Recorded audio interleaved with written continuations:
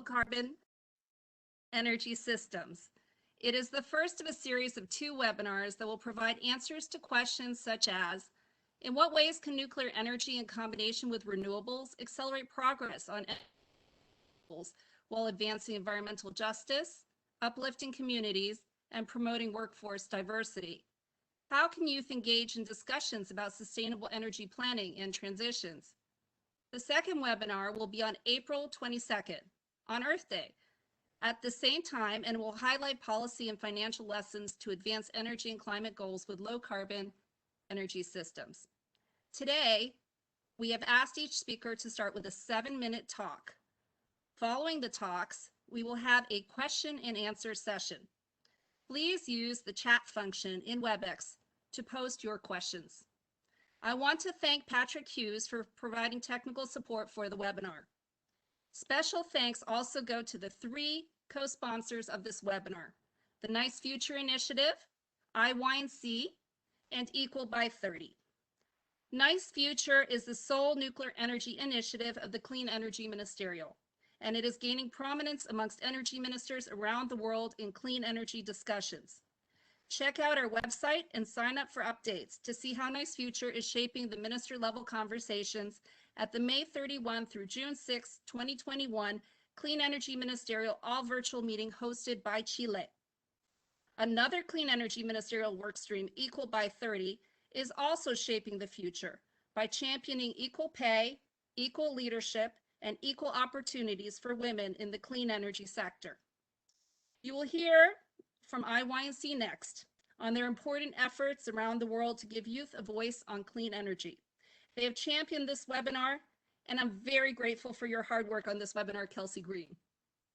I turn to our webinar co-leader, Kelsey Green. Thank you. Thank you, Julia. And hello, everyone. My name is Kelsey. I'm the Climate Change Project Chair for the International Youth Nuclear Congress, or IYNC for short. I'm very happy to be here and very happy that all of you are attending. Thank you for taking the time to join, and thank you to the panelists as well for sharing their remarks with us today. We joined today to learn about the unique roles different clean energy sources need to play in balanced energy systems to achieve just energy transitions.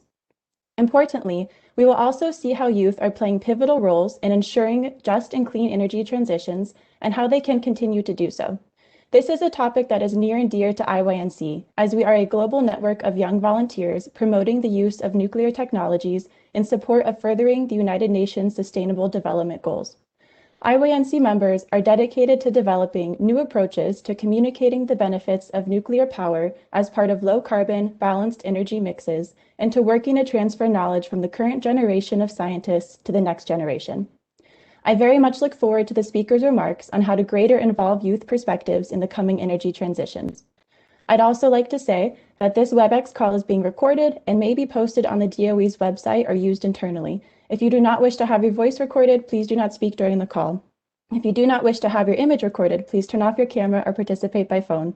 If you speak during the call or use a video connection, you are presumed to consent to recording and use of your voice or image. All right, it is now my pleasure to introduce the moderator of this webinar, John Lindberg.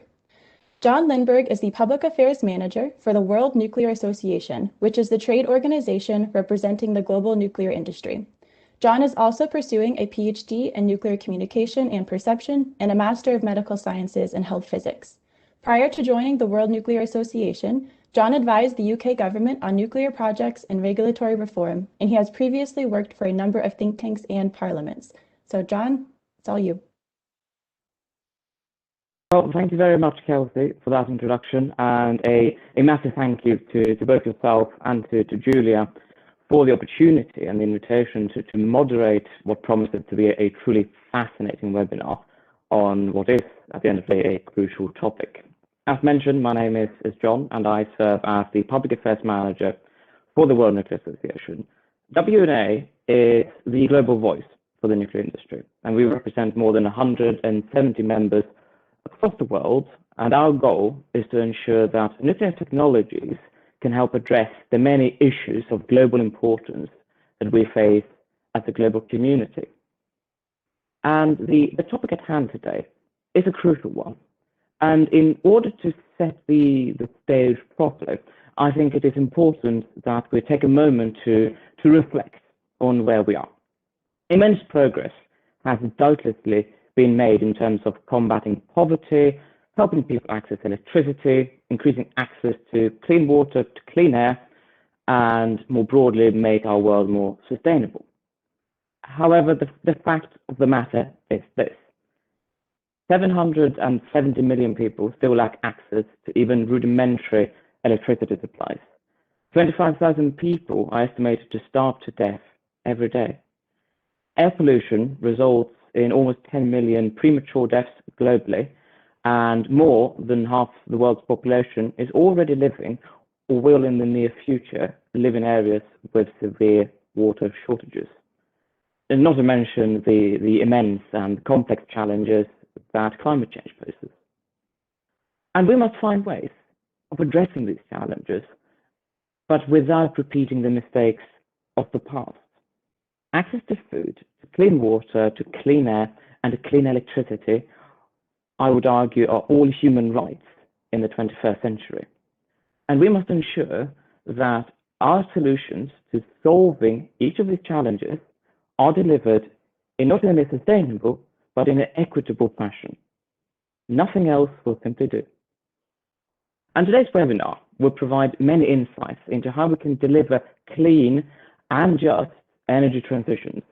And I very much look forward to hearing what our excellent panels of speakers will have to say on the matter.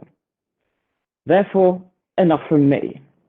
And it gives me great pleasure to kick off this webinar by introducing our first speaker, Ms. Annette Hollis. Annette is the chair of the Clean Energy Education and Empowerment Initiative, a joint effort under the Clean Energy Ministerial and International Energy Agency that works to advance the participation of women in clean energy globally. And she also leads the Secretariat for the Global Equal by 30 campaign. Ms. Hollis also manages an international team within the low-carbon energy sector at Natural Resources Canada, focused on inclusive growth, just transition, and gender equality in the energy sector.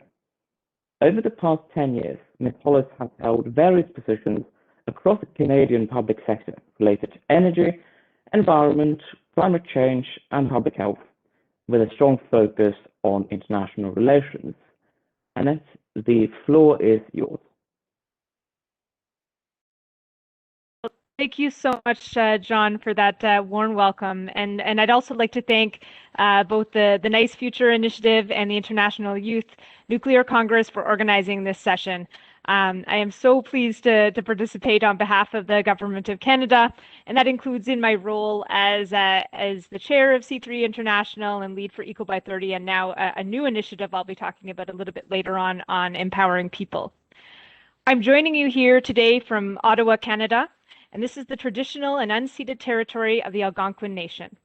This acknowledgement reminds people who are not Indigenous that they are guests in these territories, and that these territories had complex and culturally specific legal governance, education, social, and justice systems prior to the creation of Canada. So it's important that I begin this people-focused discussion from a place of recognition and respect for the Algonquin people. I can't underscore how pleased I am to be having this discussion today. Like Kelsey, it is one that's near and dear to my heart. Certainly, the pandemic has changed the world, but not our resolve to advance the transition to a clean energy future in a manner that really puts people first.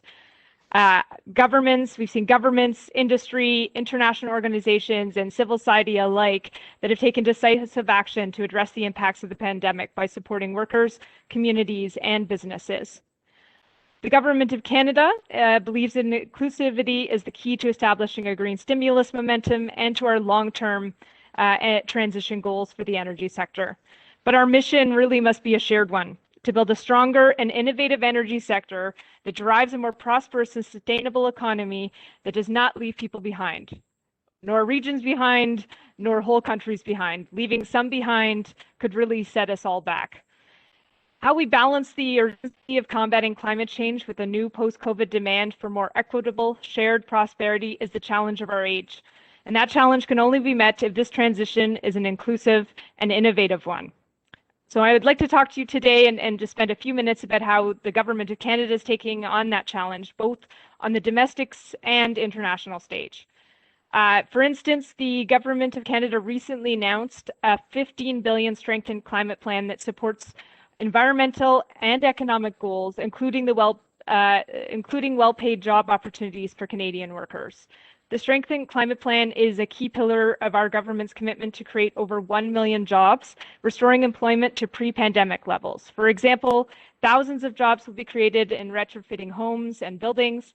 The growing electricity sector will provide a wide range of jobs, from wind turbine and rooftop solar installers to software engineers. The hydrogen strategy for Canada is expected to generate more than 350,000 high-paying jobs nationally by 2050. Also under this plan, we see that small modular reactors are an emerging technology with great potential to generate economic opportunities across Canada and globally. Our leadership and investment in SMRs could create thousands of good middle-class jobs across Canada as we work to capture a share of an emerging 150 to 300 billion market by 2040. And as we're implementing these programs, I'd like to point out that we're embedding diversity and inclusiveness in the way that we design these programs, making sure that all Canadians benefit from these programs and that the jobs are open to all people. So really paying attention to that element. I'd also like to share that Canada continues to work with communities impacted by our commitment to phase out traditional coal-fired electricity across the country by 2030. Some may know that in April 2018, Canada established an independent task force for just transitions for coal workers and communities. The work of that task force, it was an independent body, brought to the forefront the critical importance of connecting directly with impacted workers and communities, and that's a model that can be shared, across different subsectors. We use that knowledge and approach in developing programs in response to the accelerated phase out of coal-powered electricity. And our government has been communicating directly with impacted communities in Canada. We're putting measures in place such as $185 million in targeted economic diversification, workers training, and infrastructure building projects for these communities. And in 2019, we invested even more. We announced an additional $150 million in infrastructure funding to support priority infrastructure projects in impacted communities. We're also actively addressing barriers that may have prevented underrepresented and marginalized groups from successfully participating in the workforce. From a Black entrepreneurship strategy to issuing a challenge for organizations to commit to gender equality and diversity on corporate boards, we know it is absolutely critical to harness diverse talents and perspectives. And we've been leading the charge in having these conversations internationally as well. I'll probably have a chance during the panel segment to talk and delve a little deeper into some of these efforts. But just to name a few, we are leveraging existing international efforts like C3 International and the Equal by 30 campaign to ensure that inclusiveness and gender equality is central to the energy transition. We're also looking at filling gaps in international discourse by advancing new initiatives like the Empowering People initiative under the Clean Energy Ministerial, and I look forward to providing and sharing more details on that momentarily. I'm just going to end out my remarks here by pointing out maybe the most critical aspect for this discussion in particular, given who's organized it and given who's in the audience. And I want to say that youth will be absolute necessary players and at the forefront of the clean energy transition. As our future global leaders, it is so critical to ensure that you, those of you in the audience that are listening, have access to the training, education, and skills development needed to participate in the transition to a low carbon economy. And really, I welcome your voice at the table and looking forward to hearing from you as the chat goes on. So I'll just end off there. Thank you very much. I'm looking forward to the discussion and from hearing from my fellow panelists. Back over to you, John. Thank you very much, Annette, for those very interesting remarks, and I think that really sets the stage for what it will be eventually a very global conversation. And without further ado, let's move on to another part of the world. And it gives me great pleasure to introduce Dr. Kamal Arash, who is currently both the Vice Chairman of the Jordan Atomic Energy Commission as well as the commissioner in charge for the development of the nuclear power reactor program. Prior to that, he served as the government advisor for nuclear energy. Dr. Arash has also worked at the International Atomic Energy Agency and held various academic and research appointments at universities and national laboratories in the United States. And with that, over to you, Dr. Arash.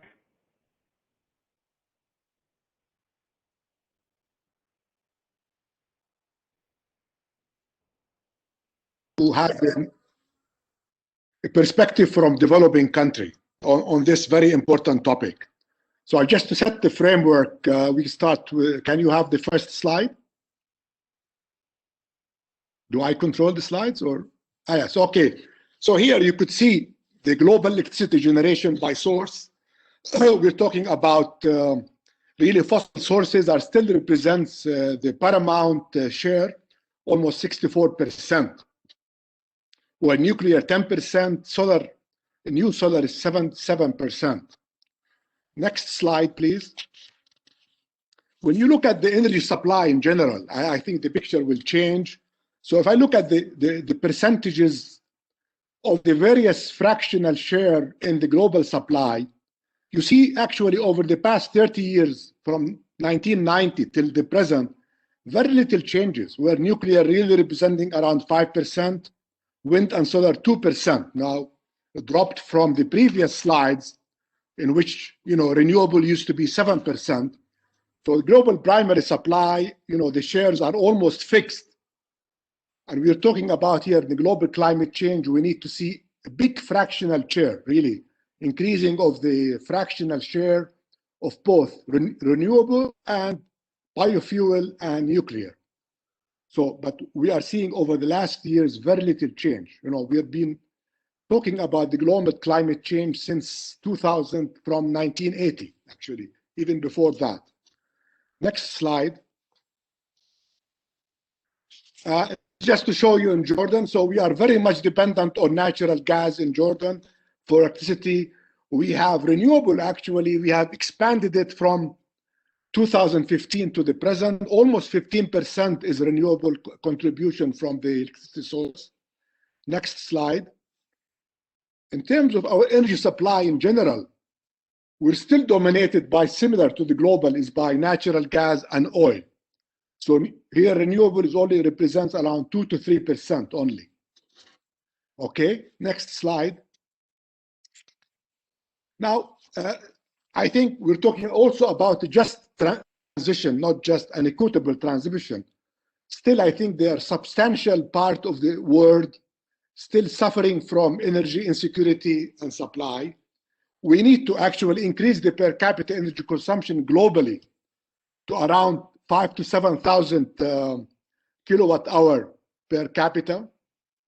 And this is really important. So we cannot just live with constant energy demand in the future or just energy conservation, energy efficiency. We need to increase the total electricity consumption, total energy use in the globe. Next slide. So if you just looked at electricity by itself, we need to actually, to meet the Paris Convention requirements of 1.5 degrees centigrade to 2 centigrade limit, we need to have a substantial reduction of the electricity produced by fossil fuel.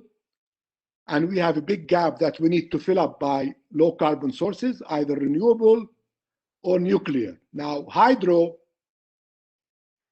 I doubt it will actually increase that share. So the fractional share of the total share of hydro will almost stay the same. We already have exhausted most of the sources. So we need to look for additional sources. Okay. I think it's very clear what do we need. Yeah, you can probably put the whole slide here. For the energy transition worldwide, it's very clear that we need to articulate a very clear pathways for this. We have so many energy scenarios that have been populated by the ICPP and other energy climate modelers. Frankly, I think this is modeling in the sand. Nobody would know the future. I am more content that we really need to have a pragmatic way to approach this problem. So Next slide. I think it's very difficult to really increase energy efficiency by itself. I think, especially for developing country, surely you can increase the energy efficiency of nuclear, of other electricity generation devices, but to actually limit the energy growth globally is very unlikely. Next slide.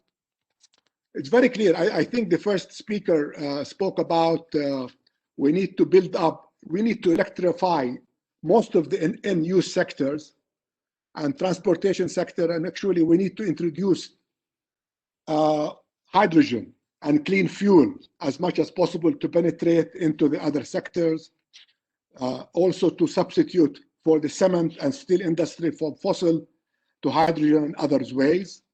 And this would require a larger use of nuclear. So for example, if you look at the next slide, the various IPCC scenarios, next slide will show different scenarios, regardless of the scenarios actually that you will adopt. Though I am more inclined to look at the P3 scenarios, which is actually continuation of the present use and utilizing nuclear in a more. So this scenario would require actually 6-fold increase of nuclear over the present capacity. Next slide.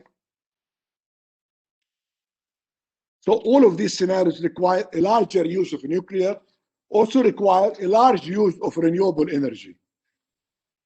Almost 8-fold for the renewable, 6-fold for the nuclear. Next slide. I think now I want to discuss about the equitable fair share. So most of the carbon dioxide actually emitted in the atmosphere has been done by the US and European country and the Soviet Union.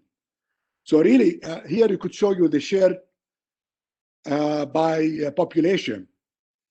Frankly, to have an equitable distribution, since carbon dioxide stays for a long time in the atmosphere, it should be distributed by per capita basis, not by the current consumption. So by per capita consumption, really the US have exceeded by several folds. The next slide, for example, shows you the Middle East countries. Next slide. So here you could also the same thing here. So for example, Jordan, we're talking about tiny fractions from the actual share. So our per capita consumption is only 2 metric tons per capita, while the average per capita consumption presently is around 5 tons per capita. So in the future, I think ought to be some equitable distribution. So the developed country, US and Europe, have to actually introduce nuclear and renewable at much faster rate and reduce carbon consumption from fossil sources, leaving these sources for developing country to give them longer time in transition. I think we can skip the other slides. We actually just move to the SMRs. I think the question is that this will be requiring really a paradigm shift to introduce nuclear. It's not going to be the current light water reactors, frankly, and the current large power generation sources.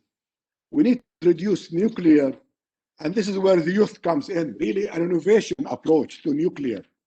I mean, we are talking about larger portions of nuclear coming in the world, in the developing country, advanced countries. So there ought to be a larger international collaboration and sharing of technology. This is not going to be the sellers buyers paradigm. There ought to be international cooperations and international cooperations in marketing this technology and utilization. And I think the major issues is financing. There is no way this nuclear can penetrate with the current prices we're talking about. Frankly, we should aim for prices for around $3,000 per kilowatt for the SMRs and 6 cents per kilowatt for the levelized cost. I mean, at these kind of prices, we can talk about really competitive nuclear, even if you talk about carbon taxation. Still, we need to reduce the capital cost for nuclear and allow it to penetrate. And I think this is where we need to have a paradigm shift. I think we should decouple nuclear from the weapons complex and have really nuclear on, that's where the participation of youth really move for denuclearization in terms of the weapons of nuclear mass destruction worldwide, and really push for nuclear, for civil industry and nuclear applications. And thank you. Thank you very much, Dr. Arash, for those remarks. Truly fascinating, and I look forward to the conversations that we're going to have on the back of this. We're now going to move on to our third speaker, Dr. Shannon Bragg-Siddon. She is a senior staff member in the Nuclear Science and Technology Directorate at the Idaho National Laboratory in the United States. Shannon is the lead for integrated energy systems, where she is a pioneer in the innovative application of nuclear energy alongside other energy generators, seeking to maximize energy utilization, grid reliability and resilience, as well as environmental sustainability. She also holds multiple leadership roles within the U.S. Department of Energy programs for the Office of Nuclear Energy. Dr. Shannon, the floor is yours.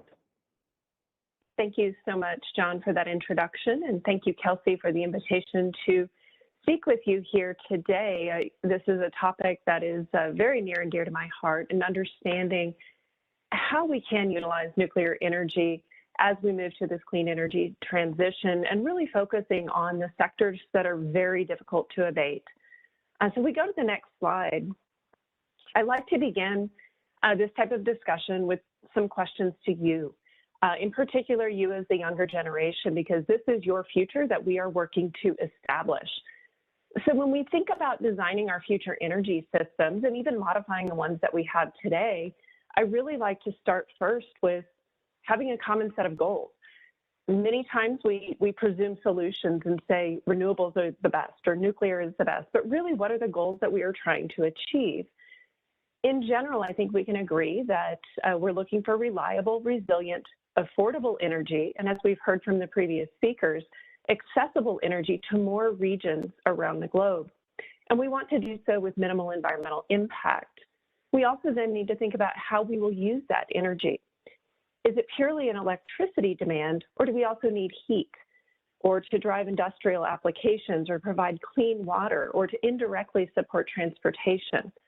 Only then can we really begin to understand the potential roles for each of our energy sources that we might have in our toolbox in a particular region.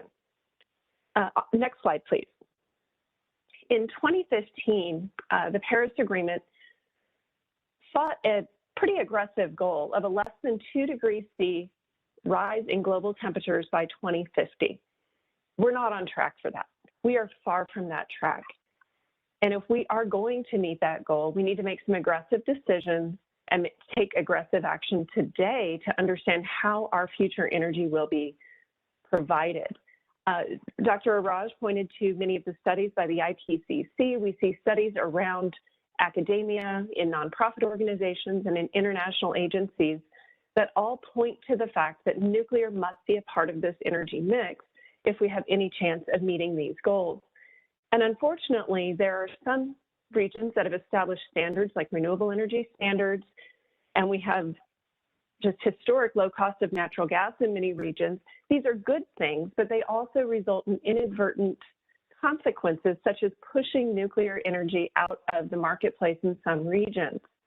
And that's not what we intend. We need to keep those goals in mind. It is exciting to see in other regions, and I've used some data here from the US as an example, that we are moving away from standards such as renewable energy standards to clean energy standards. The important change in this terminology now allows us to look at technology-inclusive solutions to meeting these goals. This means that we can use nuclear energy, renewable energy, carbon capture, all of these pieces to meet these standards and to meet these aggressive goals that are set out. Next slide, please. If we look at how we currently utilize our energy, oh, this one lost its title, not sure why, but if we look to how we currently utilize energy, primarily we focus on the electric sector right now, and our generators typically are independent individual generators that support the grid demand. But focusing only on electricity simply won't be enough. We saw in Dr. Arash's slides a goal to electrify, and that may make sense in some regions and in some applications, but we can't just electrify. If I look specifically to the US numbers, about a third of our emissions are from the electricity sector. Another third, just a little bit more, are from the transportation sector, and about 20% is from industry. Some of those processes, such as transportation, may benefit from electrification, but we really need to look more holistically across all of these energy use sectors as we plan our clean energy transition if we're going to make the significant impacts that we seek. Next slide, please. Again, using data from the US, we see that a majority of our end use of energy is actually in the form of heat. When you look at all of the energy flows from source to consumption and what energy gets rejected, we find that really a pretty small fraction, only 17% of our energy is actually used in the form of electricity. So why not focus on some of that heat utilization, that greater than 80%? How do we replace that with clean energy? Electrify where it makes sense, but how do we bring clean heat, clean thermal energy into these industrial processes? Nuclear energy is a great example of this. Our primary output is not electricity. Our primary output is heat. So why not utilize that directly where it makes sense to help us make this significant progress toward reducing our overall emissions? Next slide, please. So I'm excited to say that within the US and many countries around the world are beginning to look at this as well, but within the US, within the national laboratories, and in partnership with industry, the nuclear industry, as well as the end use sectors, as well as academia, we have developed high fidelity tools to allow us to look at the design, to analyze the performance, and to optimize systems that would utilize these energy sources differently. So we've developed these tool sets, and we're working toward demonstrating energy park types of concepts that would incorporate multiple clean energy generation sources and operate those in concert in a more highly coordinated fashion, and when it makes sense, a tightly coupled, directly linked type of energy park system in order to support grid demand while also redirecting heat as well as electricity that may not be needed by the grid to produce other products such as hydrogen, alternative fuels that may be cleaner burning, to purify water, or to directly support industrial applications or chemical manufacturing processes. In this way, countries that are just beginning to move into more advanced industrial processes, to bring electricity to their many citizens, they can leapfrog. They can jump to some of these clean energy system designs as opposed to going through that industrial revolution type of process that we saw in the US. And Dr. Arash, you pointed out that yes, the US has been a significant contributor to CO2 emissions over time, and that's something that we need to skip in other nations that are just beginning to industrialize and raise their GDP. So by using this type of approach, we can actually use these multi-input, multi-output systems that maximize clean energy utilization to provide this reliable, resilient grid, and also allow the conversion of natural resources into these higher value products for consumers. Next slide, please, and this is my last slide. I want to leave you with the thought that using nuclear differently, shifting this paradigm of how we operate nuclear really can be key to enabling other clean energy generators, such as variable renewables, while also decarbonizing these hard-to-abate sectors. Today, we see operational flexibility in many plants around the world where these nuclear plants respond to the variable grid demand. By ramping up and down, there are constraints to that, there are limitations, but it is something that we do today quite successfully. In the center, you see that introduction of product flexibility with these integrated energy systems, where we can now use these nuclear systems coupled with renewables to support the decarbonization of many of these end-use sectors.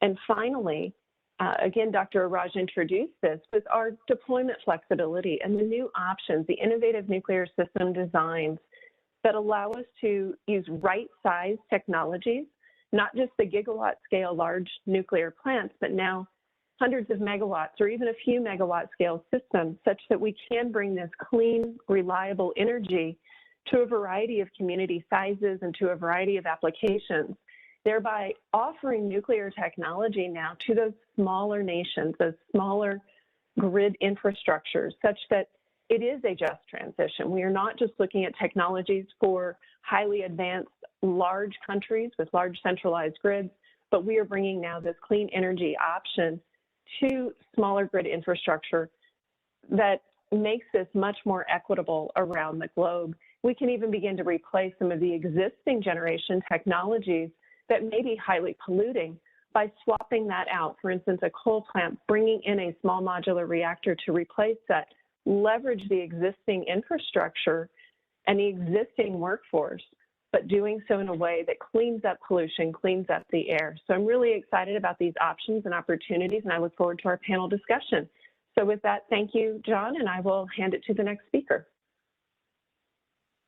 Thank you very much, Shannon, for an absolutely brilliant presentation, which worked very nicely with the theme generally, but also it flowed very beautifully from Dr. Arash's presentation. And I will now introduce our fourth speaker, Dr. Henri Payet, who is currently the head of the Planning and Economic Studies section at the International Atomic Energy Agency. He has over 25 years of experience in the nuclear sector in various positions, from research and program management to policy and economic analysis. Dr. Payet will discuss the IAEA's activities in the field of energy planning, knowledge management, and capacity building, the role of nuclear power and technologies to support sustainable development, as well as the importance of diversity to ensure a successful and just transition to decarbonized energy systems. Henri, the floor is yours.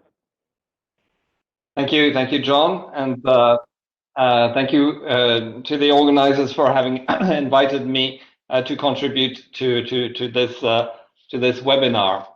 So indeed, I'm talking to you from Vienna, from the agency, the International Atomic Energy Agency, which has 172 member states. 32 of them are operating nuclear power today. About 30 are considering nuclear power, but a lot more are not considering nuclear power at this stage. And I was wondering if my slides are going to be shown. First slide, just the title there. And I would argue anyway that okay, I see the layout's different. I would argue that all of our member states are interested in reaching a sustainable and clean energy transition, and this is what we will be talking about, and I will talk about the role of the agency in that.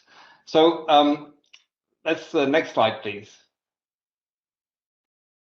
Okay, yes. So the role of my section at the agency, we have a role to support member states in both energy planning as well as a number of economic studies, and our mandate is to help countries develop their own sustainable energy strategies that meet their needs, their economic and environmental objectives, by helping them identify what is the most suitable mix of technologies for them, and in some cases, if they are interested in nuclear power, to help them assess the contribution and help them engage in a nuclear power program. Next slide, please. Before I talk about energy planning in general, I just wanted to mention the work that we're doing in preparation for COP26, the climate change conference that will be held in Glasgow in November this year.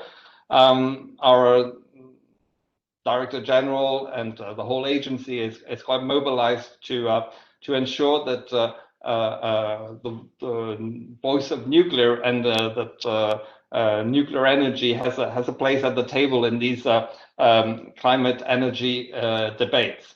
So we're preparing work that is looking at summarizing some of the key messages that are particularly relevant today. The move away from fossil fuel and from coal in particular, and how the nuclear option makes sense. And her presentation just before me, Shannon mentioned the role of SMRs to replace coal-fired power plants, for example. Driving energy systems to net zero using nuclear, renewables, and hydrogen as an energy vector that can help decarbonize the hard-to-abate sectors. This was also mentioned previously.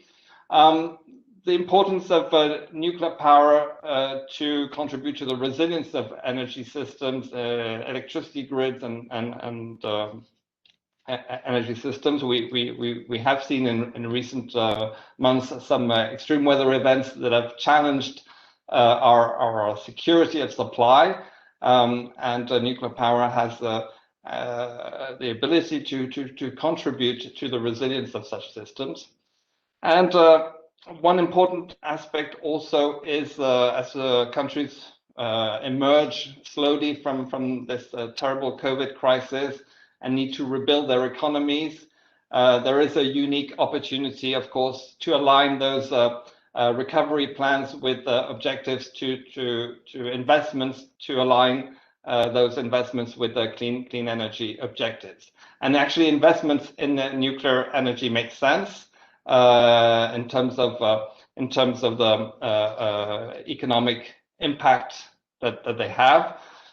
In her presentation at the beginning, Annette Holles from Canada mentioned the just transition frameworks that were in place in Canada to help provinces move away from coal. That's an important aspect, and investments in nuclear for those countries that are very coal dependent could help somehow mitigate the cost of the transition. Okay, so these are a number of key messages that we're preparing for COP26, and we will be releasing that publication in the summer. Next slide, please. What I wanted to discuss more in detail today is our work to support member states in general on energy planning and capacity building. We have a number of methodologies and tools to help member states find and choose their optimum mix. Our tools are technology neutral, and they have been distributed for free to over 150 member states. So these are I would say, very helpful to member states to make their own assessment as to how to reach a sustainable future. Next slide, please. So we offer, besides those tools, and they come in the form of trainings to different regions and countries in the world. Of course, since March last year, we have had to resort to virtual meetings, which are maybe are less effective, but still we managed to adapt our training to such conditions. Next slide, please.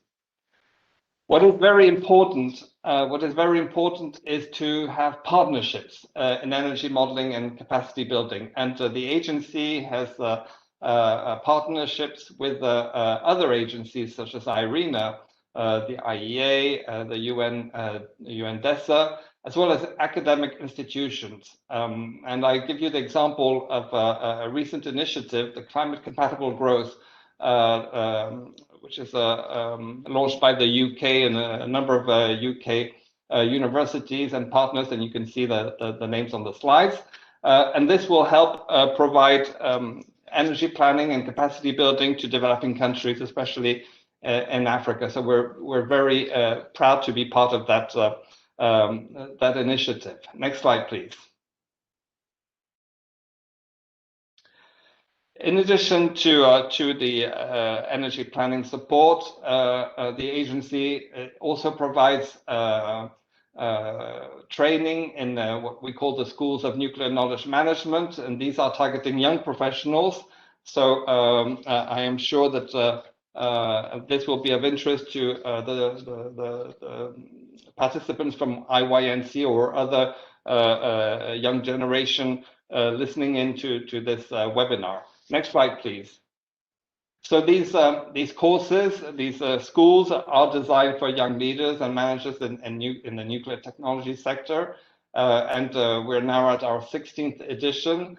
And just as our capacity building and energy planning activities, these schools have become virtual, and hopefully we will go back to real physical meetings in the near future. Next slide, please.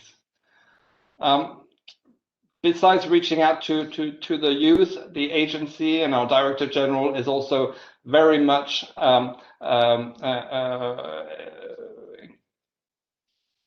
interested in ensuring a more balanced gender participation in the work of the agency. And we have set up the Marie Sklodowska-Curie Fellowship programs to encourage women to pursue careers in nuclear science. This was launched last year, and our target is to support 100 young female students every year with the possibility to have internships in the agency. Next slide, please, and I will conclude this presentation. There are some key takeaways from my presentation that I would like to share with you. We aim to be, and I think we are, a recognized authority in energy planning, supporting member states in developing their own sustainable energy strategy. We have technology neutral approaches and modeling tools used by other partners and other agencies, and this is really important for us. For those member states interested in nuclear power, of course, we can accompany them in sort of nuclear capacity building, infrastructure construction, for example, as well as in the understanding of the contribution of nuclear power to sustainable development and climate change mitigation. And as I mentioned, we've launched a number of initiatives to reach out to the younger professionals through the nuclear knowledge management schools, as well as to young women interested in nuclear science. In total, we think that by having a wider engagement across generations, across gender, of course, across all regions of the world, we will be able to have a stronger voice in the energy climate debates. Thank you very much, and sorry, I think I went a little over time. Thank you very much, Henri, for your presentation, which has been truly enlightening, and also thank you and to the IEA for the work that you have been doing around the world on these crucial topics.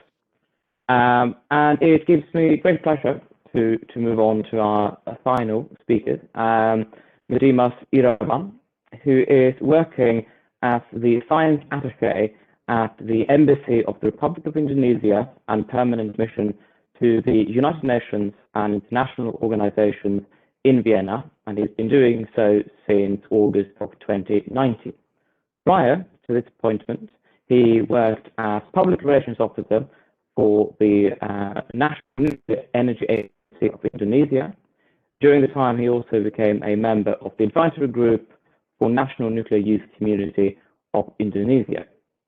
Dimas will be speaking on the current status of the clean energy transition in Indonesia and how nuclear energy will play an important role in this transition, but also how the young generation in Indonesia has been actively involved in the program. Dimas, the floor is yours. Thank you very much, John, for the introduction. And also thank you for the opportunity given by the organizers for me to participate in this excellent webinar to share my country experience in just and clean energy transition efforts, and especially highlighting the youth involvement in this excellent effort. Today, I will be speaking specifically on the young generation involvement in clean energy transition, Indonesian government program to engage the young generation in this very important issue, challenges and opportunities, and to reach the goals in involving young generation in the climate, in the clean energy transition. I personally had a very close experience in this issue, not only through involvement in young generation in Indonesia, but also on my personal experience. When I joined the nuclear sector 15 years ago, I received an advice from my senior colleague in the office that someday the responsibility in delivering nuclear in harmony with other clean energy sources into the energy mix will become my generation task. It was beyond my imagination by the time, but now in the year 2021, I finally understand that the advice was 100% correct. The responsibility is now in our hands, in my generation hand, and in near future, it will be in the next generation hand. So the task should be continuously handed over to the next generation to ensure the sustainability of the clean energy transition. This also shows that how important for us to think about the next generation, the young generation, who will become the next policymaker and the implementer of the clean energy transition program. We need to equip them with the knowledge, skill, and encourage them to continue this excellent effort. But first, before I speak more detail on youth involvement, please allow me to share a short information on the current status of Indonesian efforts in clean energy transition and in reaching the goals by utilizing new and renewables energy in harmony with other countries around the globe. Next slide, please. Indonesia realized the importance of just and clean energy transition and efforts to reach the goals together with global community. That's why Indonesia has been implementing its program in increasing the use of clean technology for the energy sector. This slide shows the current status of carbon dioxide emission reduction from energy and mining sectors in Indonesia.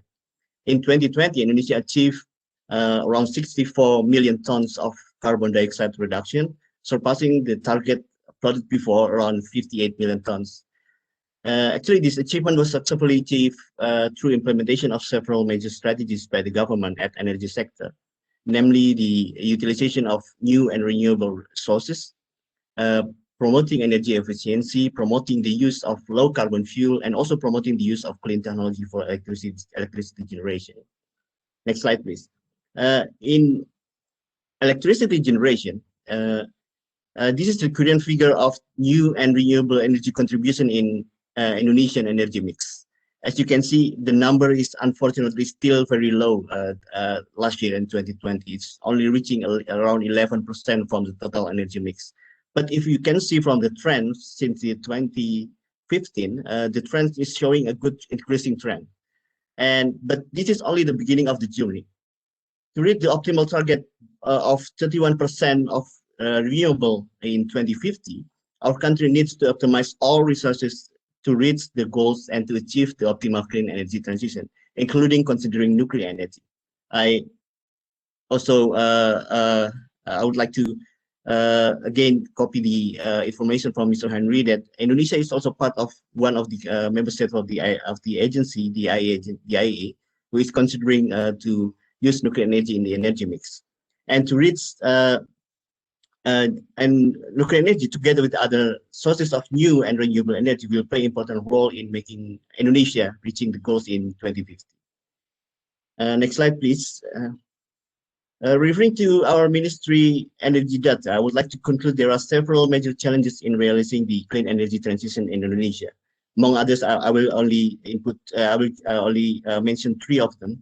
The first is national industrial sector involvement, how to engage them in clean energy business to ensure that they can take important part in the effort. That's why financing, I do agree with Dr. Arash, how financing is also important in considering renewable energy in the future.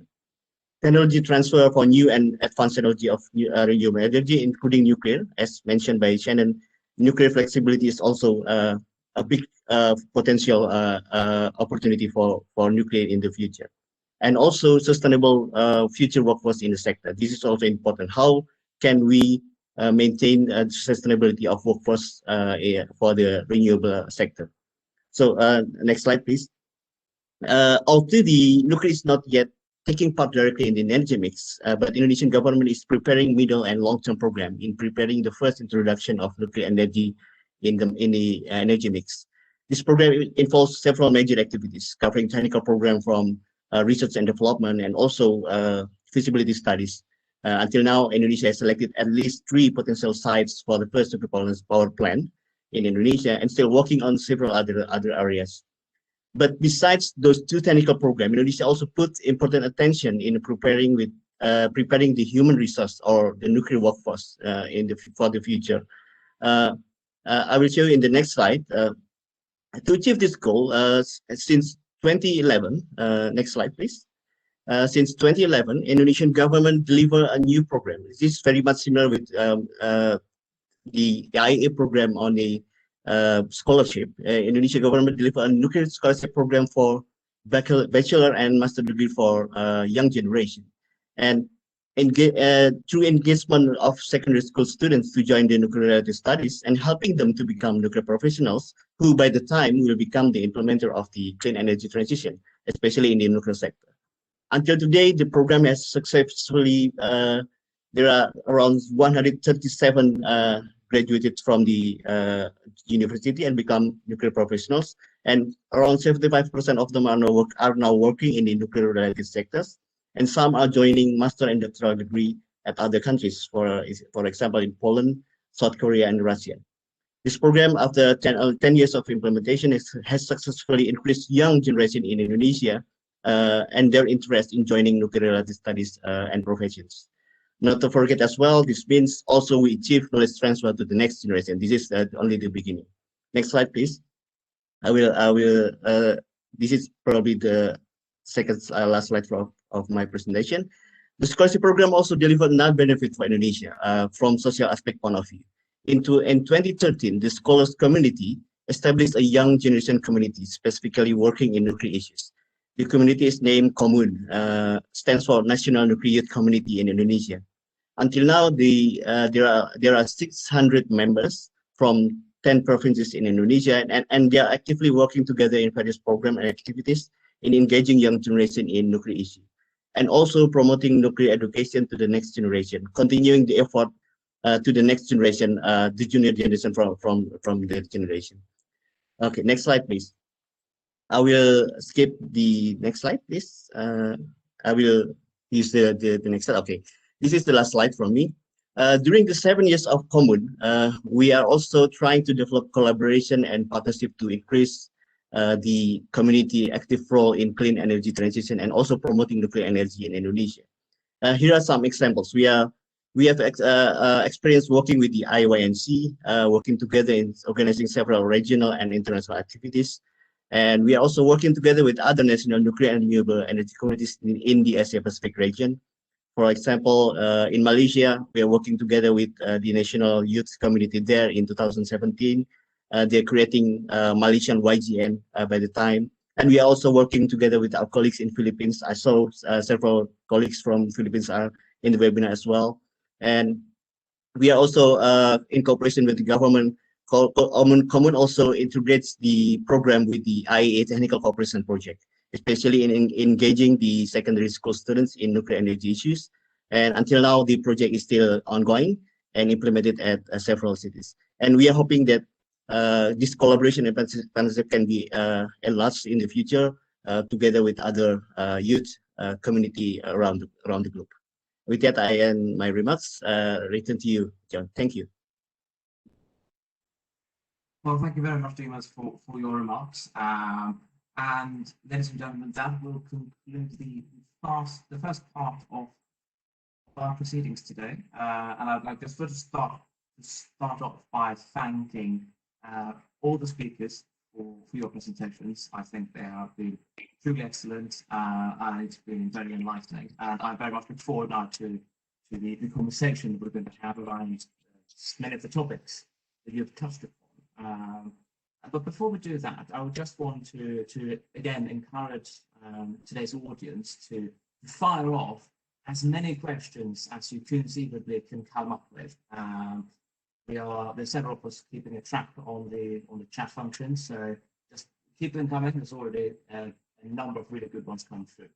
But I will start off with because one of the trends that's been very clear throughout the entire session is the role of nuclear versus renewables versus other power sources.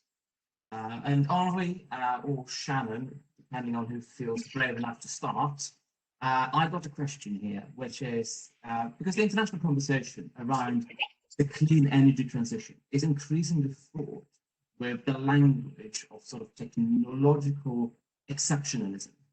And the language we often see in the global debate is quite exclusionary.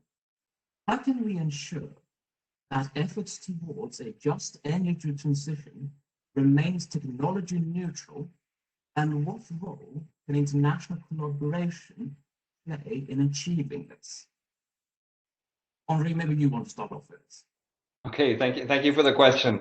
No, but I mean, your observation is true, and you know, we see many examples where the debate about the clean energy transition is somehow reduced to a discussion on the deployment of renewables, and other low carbon sources are somehow absent from the discussion.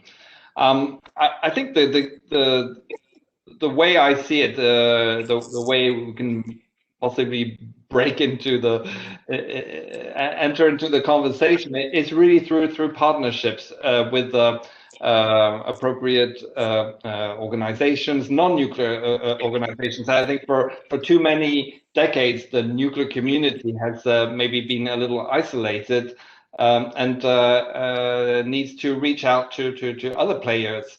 Like the International Energy Agency, like IRENA, and so on. I think there is a genuine need for information, unbiased information about all the technologies, and through partnerships with other organizations, exchange of information, joint reports, joint papers. I think this is really the way to go. You know, a couple of weeks ago, the UNECE, based in Geneva, so it's a regional commission of the UN, published a report on the role of nuclear energy in sustainable development and transition, the so-called Pathways report. I think this was a very good initiative. We as an agency contributed and reviewed the report, and I value very much, and we value very much at the agency, the partnership with UNECE in that respect. And we're also working with the International Energy Agency, which has also had a very strong message on we need all fuels if we're to succeed in the transition.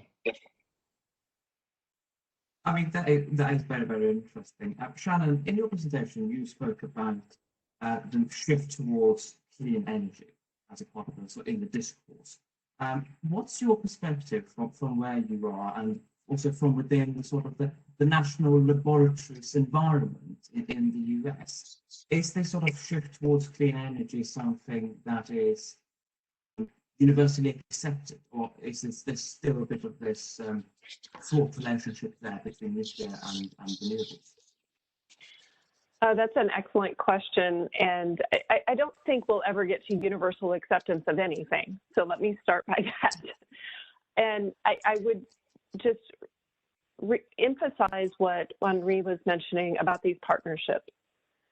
We are not going to be accepted as a clean energy technology until we build a relationship and build a common language and a partnership and an understanding with other technology developers.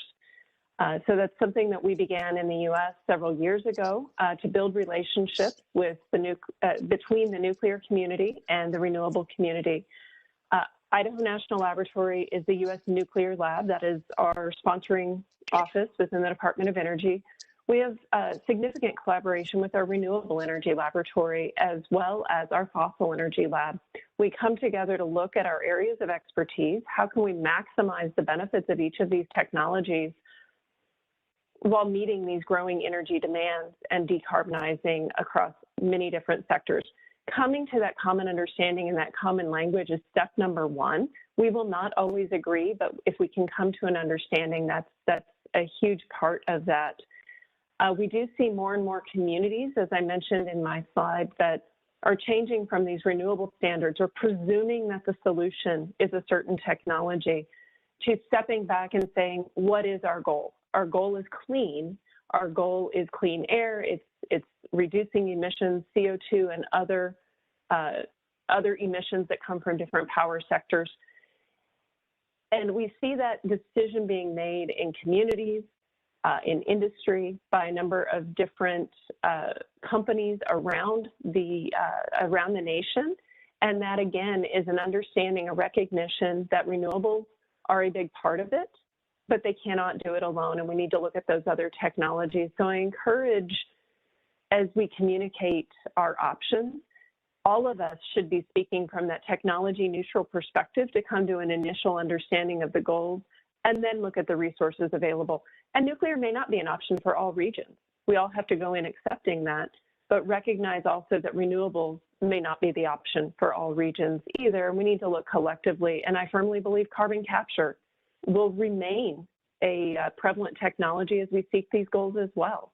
We will still likely have fossil plants with carbon capture, and we need to look at how that will continue to play a role, at least as a bridge technology, if not a long-term technology, if it continues to reduce emissions overall. Thank you, Shannon. That is very, very interesting. And I wanted to build a little bridge here between what you've just been saying and some remarks that Kamal made in his presentation, talking about the need for a paradigm shift and the need for rapid expansion in terms of both nuclear and renewables. And Kamal, in ensuring that we get a clean energy transition, we will likely have to see an expansion of nuclear energy globally. But this is something historically that's been quite controversial in many parts of the world. So what do you see as the largest challenge yet to be overcome in terms of expanding the use of nuclear technologies around the world?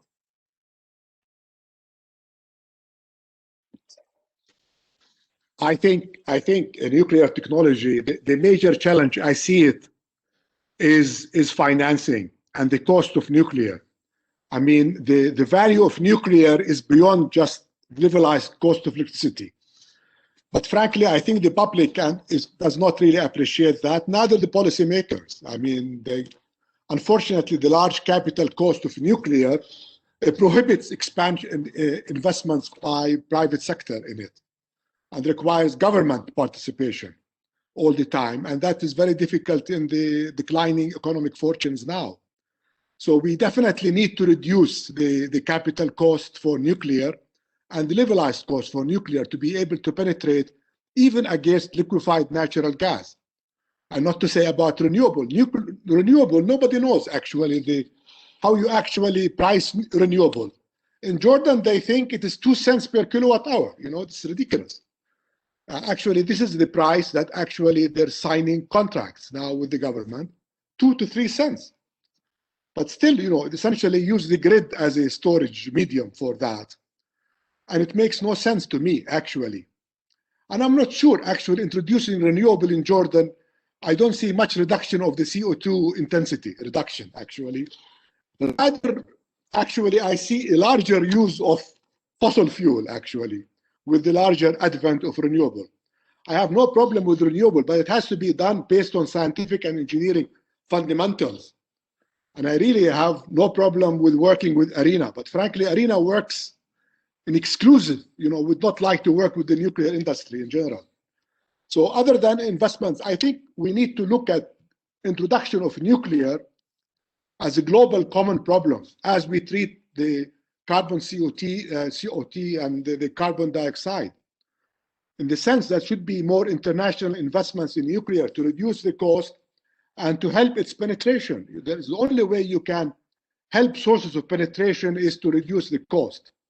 And also safety. I mean, I think, frankly, the safety of nuclear is much better than any of the other generation sources, but still that's not what perceived by the public. The public, they think nuclear is a very risky business and requires a big insurance to partake in nuclear. And that has to be, really reflected very well to the public. And I think the nuclear industry takes part of that blame as well. I mean, I think that's very, very, very, very interesting. And as all of us have been involved in the nuclear conversation over the last few years, we've definitely seen financing coming up as one of the key questions. But towards the end, you also touched on the need to make this a global conversation. And we've had a question from the audience, which is around the question of public acceptance and public understanding of nuclear, which is a recurring theme in nuclear conversations globally. And I'm interested from a Canadian perspective. The Canadian government is clearly pushing ahead on expansion of new nuclear. What sort of challenges are you coming up against in terms of, for instance, public acceptance? It's a very good question. Thank you for that question, John. I think I'll go back to the importance of involving communities in discussions. It's really critical that we do that. And when I mean that's true of any public messaging, but certainly for this industry, it's been critical. And a couple of years ago, we embarked on what we called the SMR Road Map, for instance, where we convened interested parties, and we're a federation with provinces and territories, so we convened those parties, power utilities, our Indigenous communities, other stakeholders, across the board, youth, for example, as well, to support the development of this SMR roadmap. And it was a result of, a 10-month engagement process with industry and potential end users, the communities that potentially would, be benefiting from this technology. And it resulted in, over 50 recommendations, for anywhere from, waste management to regulatory readiness, international engagement efforts that we need to be, bringing into the fold. So really it is about from the get-go, when we're having these conversations, involving the communities that are going to be impacting and demystifying, the issues and I would say addressing the issues head on. So, I really think that approach is very critical to bringing about a better public acceptance. So in the conversations that we're having, and more broadly, I suppose, around the transition to clean energy systems, how much of that conversation is a conversation around risks, and how much is that about benefits? Because clearly, this transition is going to deliver a lot of benefits to a lot of people. How much of the conversation is risk, how much is benefit? And I suppose also, how can governments and industry and other stakeholders make sure that workers and communities really benefit from this transition we are coming up against?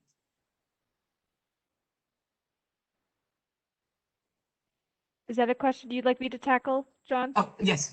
Sorry, I should have said yes. No problem. I mean, I think again, it gets back to definitely. I mean, we have to look at the benefits. There are many. We're seeing emerging job opportunities, for example, that are coming online, that are going to be exciting. But there are, as we transition, I mean, people will also lose jobs, and people, in communities, don't always have the ability to pick up and pivot and move to a new set of skills and jobs, and so it's so critical that we invest in skills and training development, that we work with communities to understand their needs. And I would say that it's really critical to understand needs that are different across regions. I mean, in the Canadian context, it's a vast country with different needs, with different industry across, particularly in the energy, the subsectors, different industry across the country. You can transfer that globally, and no one size fit all approach to any one community. So understanding the needs is really important. Listening and investing in training and skills is going to be so critical. And then on top of that, and this is the topic that's dear to my heart, of course, ensuring that we're being inclusive and ensuring that from the get-go we're being targeted in our actions and bringing those underrepresented groups both into the conversations, but also into the opportunities. It's just so critical. I mean, that is very interesting, and it raises a thought or a question for Dimas, and it is around the question of listening. I mean, Indonesia is clearly a country with many religions and ethnicities and a very diverse community generally. So what challenges, Dimas, do you see for the introduction and potential expansion of nuclear energy in Indonesia? And also, what do you see as the role for young people in this process?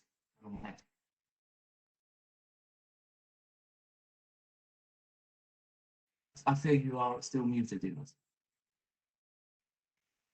Thank you. Sorry. Okay, from our perspective and experience, one of the major challenges in Indonesia is public acceptance as well. Lack of public understanding on the nuclear energy itself highly impact the public acceptance on nuclear energy.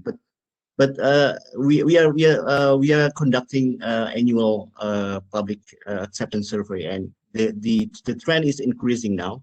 Around more than 60 to 70% are now accepting nuclear energy in Indonesia. That's quite high for our member country, for our member state, and we are hoping that we can again increasing public understanding on the nuclear energy itself. And relating to what kind of role the young generation can take part in this situation, I think I would like to refer to Dr. Paya, Dr. Henry closing statement. With wider engagement, we have stronger voice for the climate debate. And this is also the same thing with the young generation. With wider engagement with the young generation, we will have stronger voice from them in also echoing the message how nuclear energy can take part in the clean energy transition. And from our perspective, our experience in Indonesia, this has been happening very well. They are propagating information within their communities, and within the last one decade, the last 10 years, the number of young generation interested joining nuclear studies and nuclear development is very increasing, and we are harvesting the benefit now. So many young generation would like to involve in the technology development. And the last thing, again related to public acceptance, the young generation has a very specific. From social perspective, they have a very specific and special communicating preferences. How they can use social media at the moment. We are now seeing so many young generation using social media to propagate, to disseminate information related to nuclear energy, and it's just great. This is very great. We are creating stronger voice in the climate debate through the young generation. Thank you, John. Back to you. That is very interesting. And again, we clearly touch upon the issue of public acceptance. Andre, when you go and talk to people about nuclear energy is often seen as an old technology. Is that something that you are getting when you talk about nuclear with younger generation? To me? Yes. Yes, all right. Thank you. I would say that the young generation and the young people, not necessarily studying nuclear energy and so on, are interested in technology in general, are interested in solutions. And I've given courses and lectures in energy summer schools that are not specifically on nuclear power, but I was talking about nuclear power, and I always found, of course, from some students, rejections with the the arguments about safety, about storage of waste, and so on, which are understandable, and we do have answers for that. But I also found genuine interest in technology, in the benefits of nuclear power. So I think there is maybe a better job to do at communicating towards all parts of society, and the young in particular, to provide information that's much needed. And even in a country, I come from France, and even a country that has over 70% of nuclear power, there's a majority of people that think that nuclear power actually contributes to CO2 emissions. And then you think someone's done a bad job at communicating the benefits of nuclear power. So for sure, that's something that we collectively need to do. Yes, I mean, it is true, and it is mind-boggling still to me that survey after survey, especially from places like France, where young respondents say that yes, nuclear contributes to climate change. So we clearly need to go back to the drawing board to a degree there. Shannon, you spoke about something that I think is truly fascinating, and that is the question of sectors that are hard to abate, because often the conversations that we have is around electricity. And whilst electricity is clearly an important part of the journey towards a decarbonized system, it's clearly not all of it. And recently, as many might have seen, Bill Gates famously published his book on climate change, and highlighting that in some sectors we still don't actually know how to decarbonize these sectors effectively. So, Shannon, my question to you is, which sector or sectors do you see as posing the greatest challenge when it comes to decarbonisation, and how can we use hybrid systems using nuclear in addressing some of these challenges?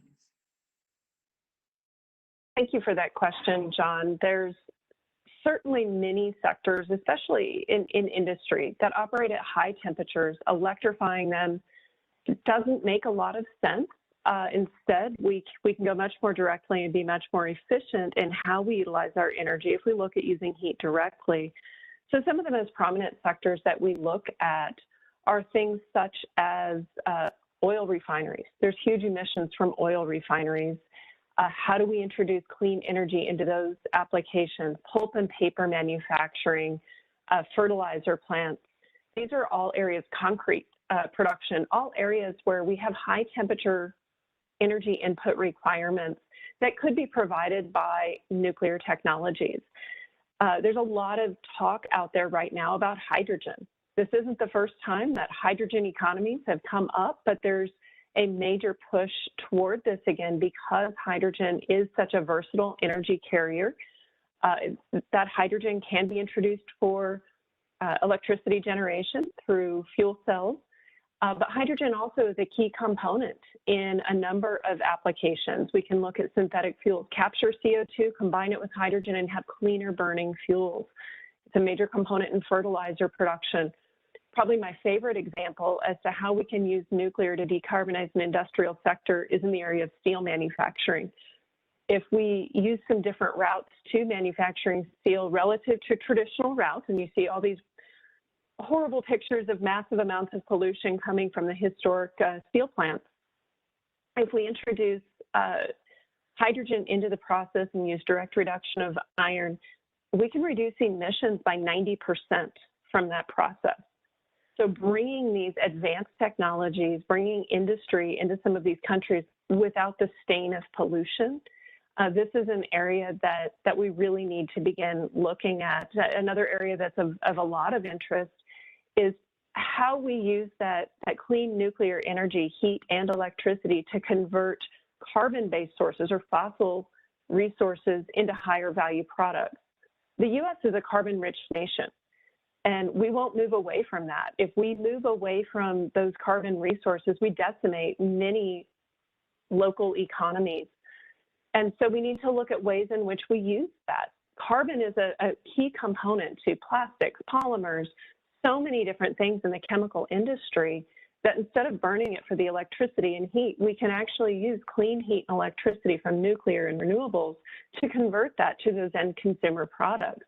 So those are the avenues that we are looking at, and we are moving toward demonstration of those types of technologies. In fact, in the US, we have 3 demonstrations that are in process, and we'll see hardware on the ground this year and next year to demonstrate hydrogen production using current fleet nuclear plants.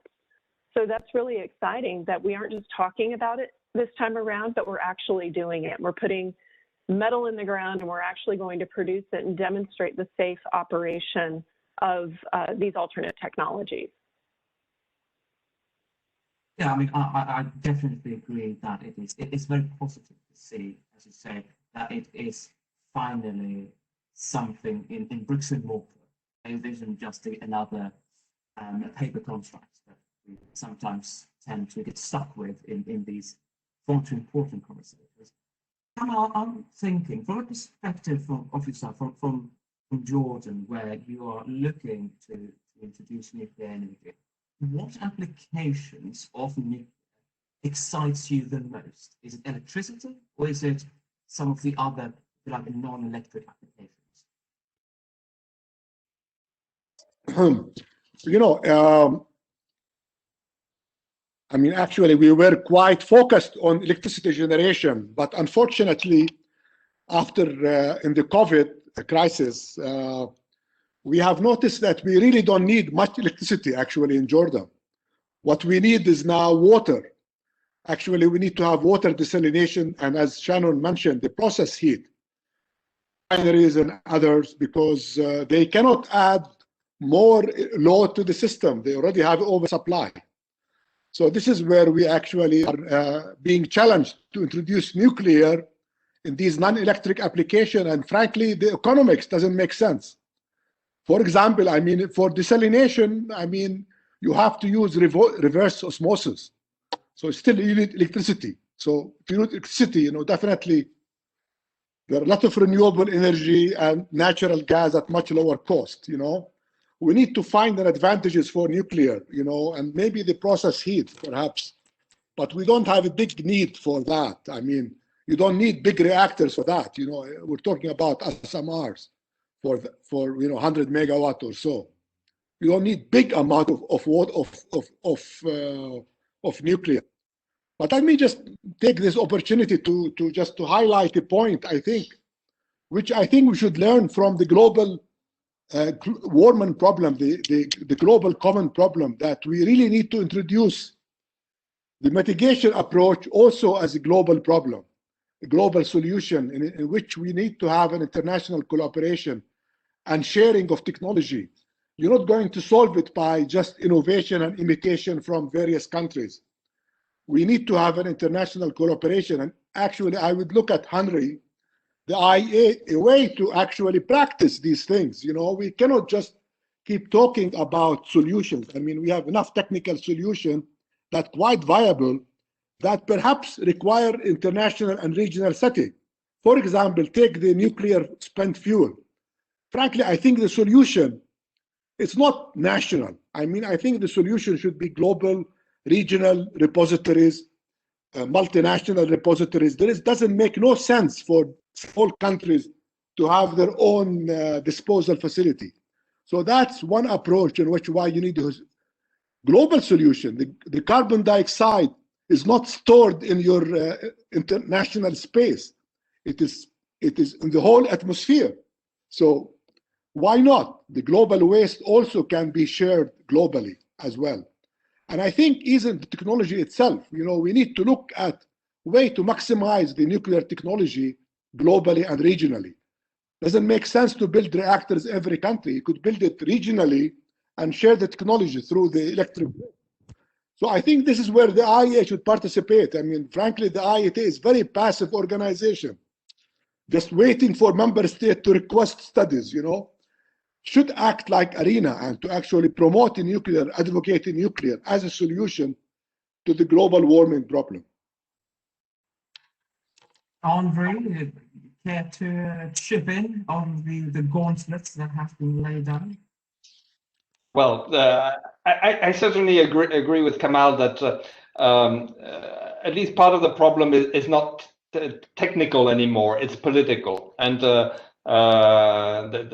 there is a need for countries to acknowledge and recognize and value the contribution that the nuclear power can make.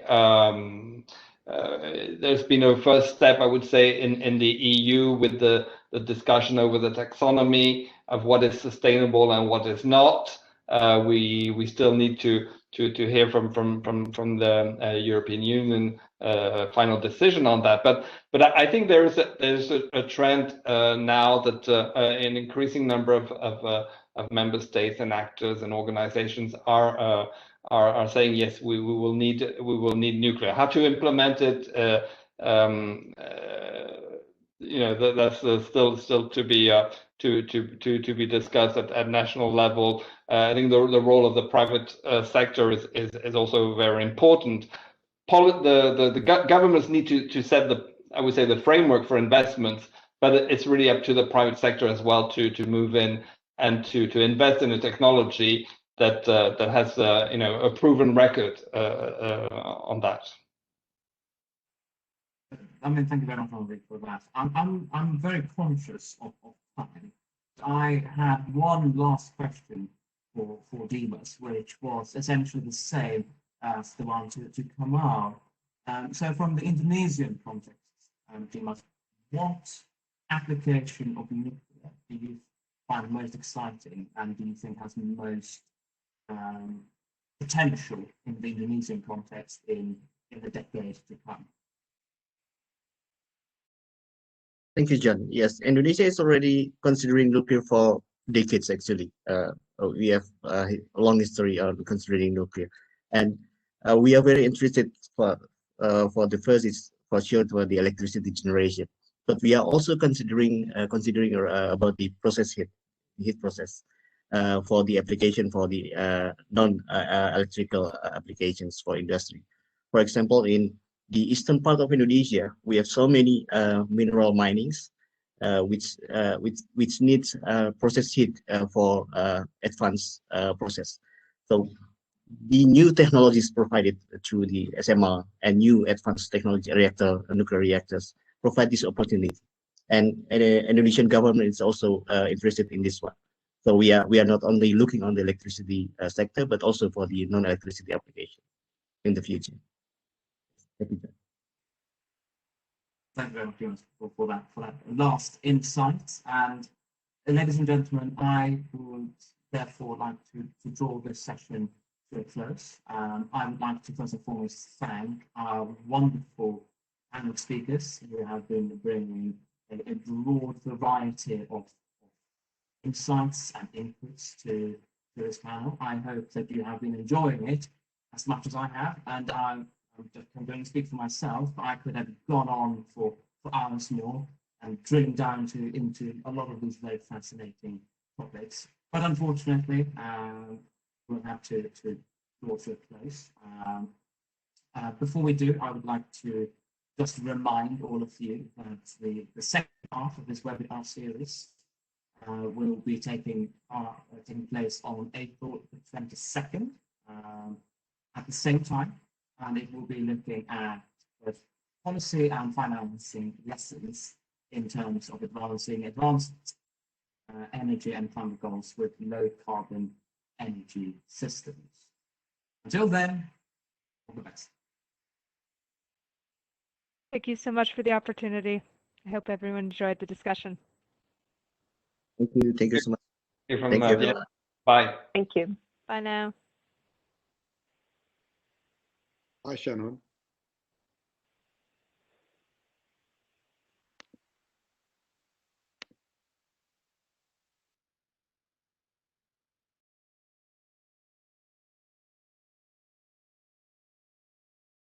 Thank you, John. Thank you, Kelsey, for today.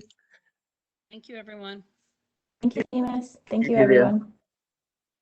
And thank you, Patrick, for the slide deck as well. Thank you.